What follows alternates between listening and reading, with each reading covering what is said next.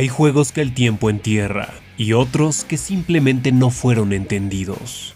Street Fighter EX3 ha sido un juego ignorado, criticado y generalmente incomprendido. Un experimento tridimensional lanzado con prisas, sin versión arcade y con más polígonos que paciencia. Pero, ¿y si te dijera que bajo ese caos técnico se esconde uno de los títulos más visionarios de la época? Pero primero, una pequeña lección de historia.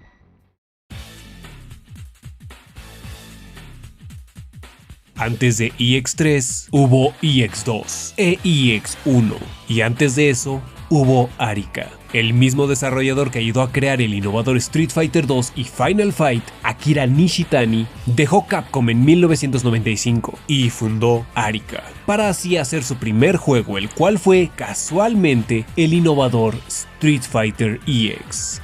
Sí, el tipo que básicamente inventó el combo decidió que los sprites ya no eran suficientes y así poder traernos esto.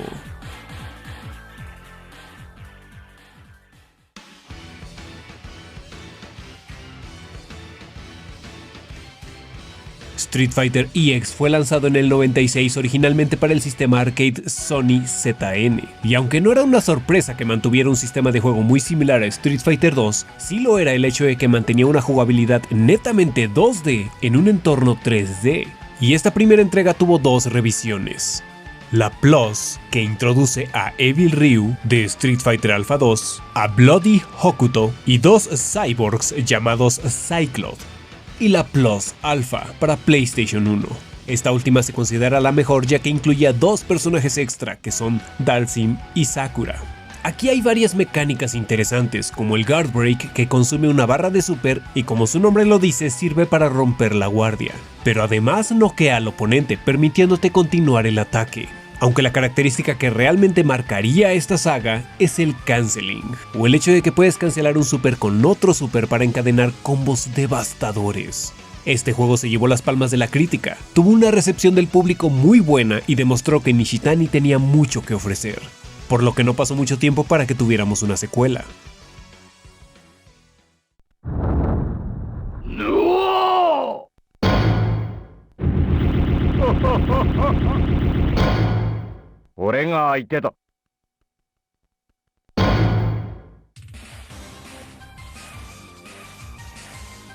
La EX2 se lanzó en el 98 para la Sony ZN2, y aquí se refinó el sistema de su predecesor, pero además introdujeron el Excel, que básicamente son los custom combos de la serie Alpha, lo que deja ver que Nishitani realmente estaba comprometido con explotar al máximo el concepto de los combos en los fighting.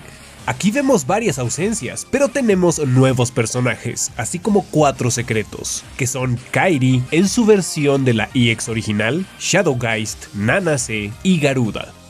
Tuvo soporte a las consolas con EX2 Plus, que modificó el Excel permitiéndote cancelar el mismo golpe normal o especial varias veces entre sí, y además introdujo el Meteor Super, que consumía 3 barras y te permitía hacer la versión más poderosa de tus supers. Vuelven algunos personajes que habían sido excluidos originalmente, que son Darun Mister, Pulum, Bison, y Nanase se convierte en personaje regular. Para la versión de PlayStation se agregó a Hayate. Solo que Allen y Blair no regresan, pero los veríamos más adelante en otro proyecto. Esta entrega fue un éxito total, y aunque era un juego desarrollado enteramente por Arika, la verdad es que todos veían estos títulos como de Capcom, ya que incluso ese mismo año fue lanzado Fighting Layer en las arcades, exclusivamente en Japón, y pasó completamente desapercibido, al grado de que pocas personas hacían la conexión entre estos dos juegos, con todo y que mantenían prácticamente el mismo sistema de juego. Sin embargo, el 4 de marzo del año 2000 sería un día decisivo para esta serie.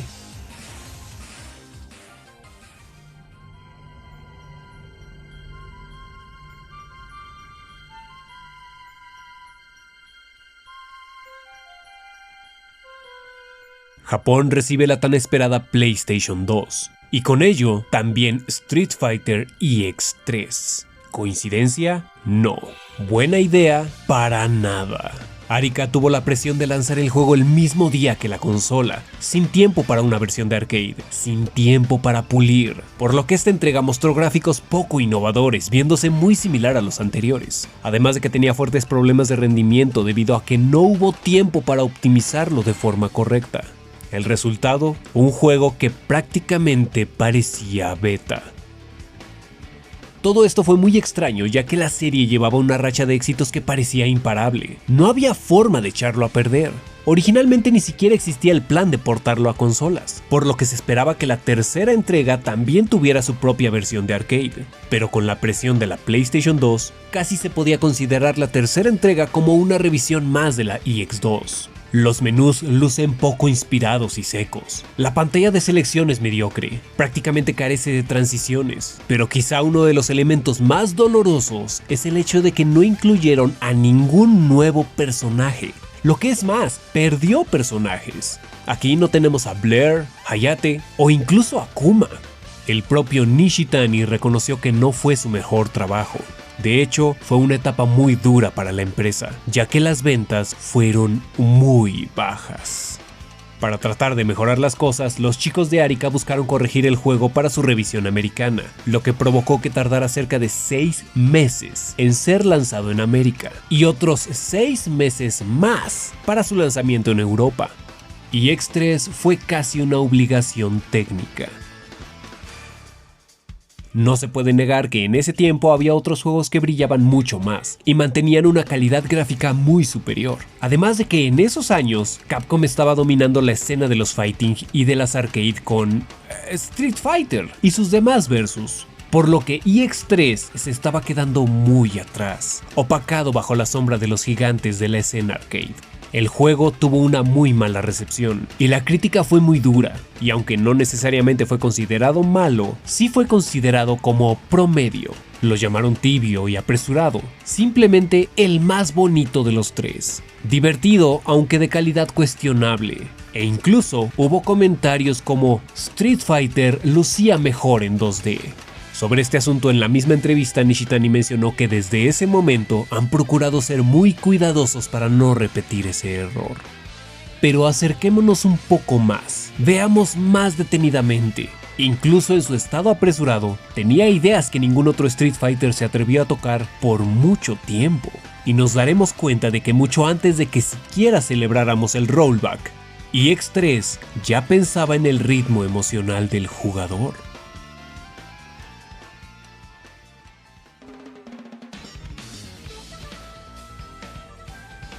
En cuanto a gameplay, la dinámica se mantiene similar a sus predecesores, solo que aquí se reemplaza el viejo Guard Break y ahora tenemos el Hard Attack. ¿Les parece familiar?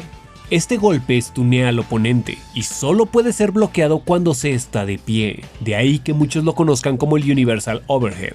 Hoy vemos un resurgimiento a nivel tendencia en juegos que manejan un sistema tag. Sin embargo, EX3 ya manejaba un sistema tag altamente refinado, que permitía cambiar de peleador durante el combate, pero también lo podías hacer durante un combo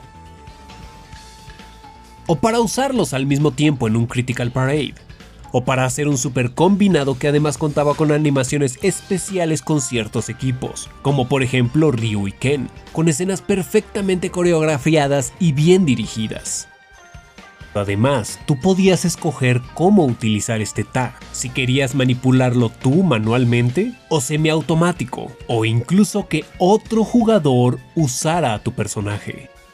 Pero hasta si solo usabas a un personaje, tenías una amplia gama de recursos para crear combos impresionantes. El Momentary Combo, que te permite encadenar un especial con otro especial de tu elección sin necesidad de usar barra de super. Solo requerías buen timing. También encontramos una mecánica muy peculiar llamada Emotional Flow. Si uno de los peleadores era derribado, el peleador restante obtiene las barras de super de ambos peleadores, dándote acceso a 6 barras. Esta quizá es una de las denominadas mecánicas de comeback más arriesgadas que existe por las posibilidades de combos casi infinita que te abría.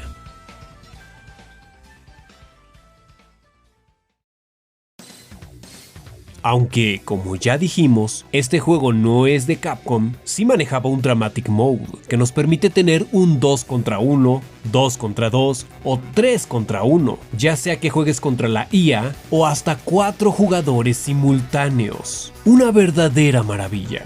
¿Y qué hay del Edit Mode?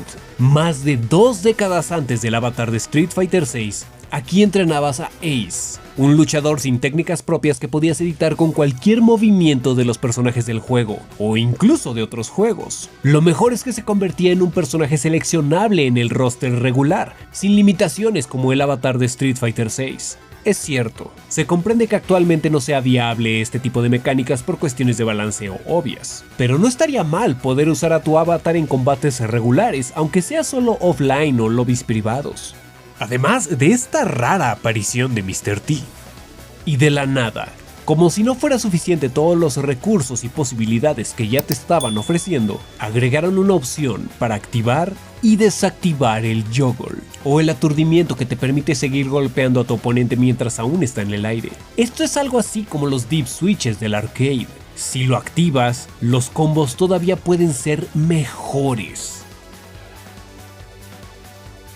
EX3 no solo introdujo nuevas formas de jugar, inventó sistemas que vemos hoy día en otros juegos.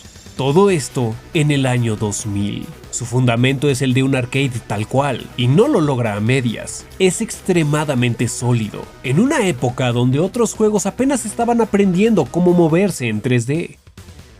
Sus colores no eran llamativos, pero sabían contar historias. Es obvio y no podemos ignorar que gráficamente no resalta ni es muy memorable. Los personajes hasta tienen estilos gráficos inconsistentes, lo que probablemente se debe al desarrollo apresurado. Si hacemos eso de lado considerando las circunstancias y dejamos de compararlo con otros juegos, podremos ver más claramente sus cualidades. Y en lo primero que puedo pensar es su maravilloso arte. A lo largo de la serie, algo que resaltó es precisamente el estilo artístico. Desde el trabajo de Dayan hasta Ikeno, todos los personajes lucen bastante bien, nadie queda atrás, y le da ese toque de ser un legítimo Street Fighter. Y hasta quizá esto sea una de las razones por la cual nos cuesta tanto trabajo separarlo de Capcom. Puedes ver cómo todos los personajes, tanto de Street Fighter como de Fighting Layer, coexisten perfectamente. Nadie luce fuera de lugar. Incluso personajes tan bizarros como Skullomania o Daron Mister, que aunque técnicamente es idéntico a Zangief en concepto, no le roba protagonismo. La banda sonora es impresionantemente buena en todas las entregas. Todo está cargado de energía y dinamismo. No hay fallos aquí. Y las palabras se quedan cortas. Solo escuchen.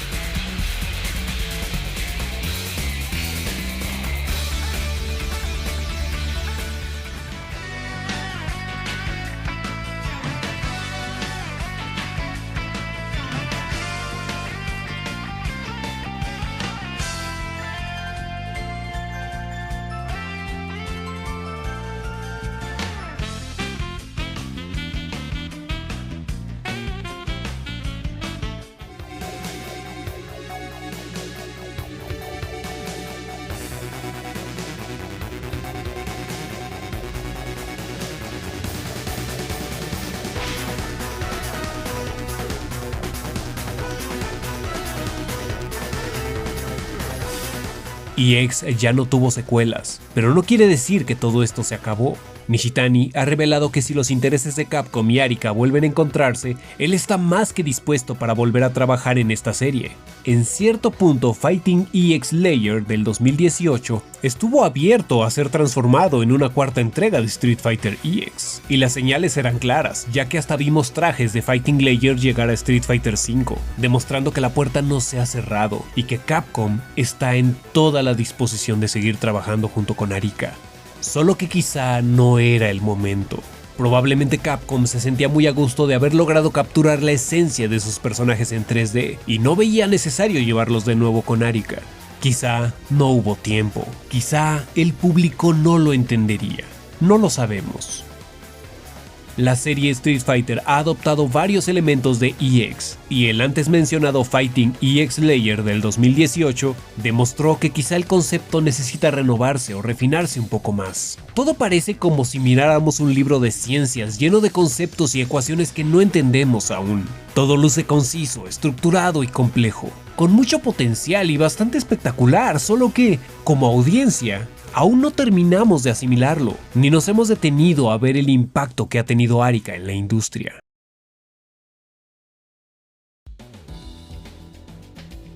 Tal vez EX no era el mejor, pero tal vez tampoco era para todos. Los fans lo enterraron antes de conocerlo, pero su ADN vive en combates modernos. Street Fighter EX 3 cerró la trilogía con una carta de amor poligonal. No perfecta, no pulida, burda, pero sincera. Y eso, en esta industria, vale más que 1000 parches. No fue un clásico inmediato. No todos los clásicos se sienten como tal al comienzo. Algunos solo esperan al jugador indicado. Fue un susurro en medio de gritos, una joya enterrada bajo prejuicios y lanzamientos apresurados. Pero hoy la miramos con otros ojos y descubrimos que no estábamos listos y que su legado no solo sobrevivió, se adelantó.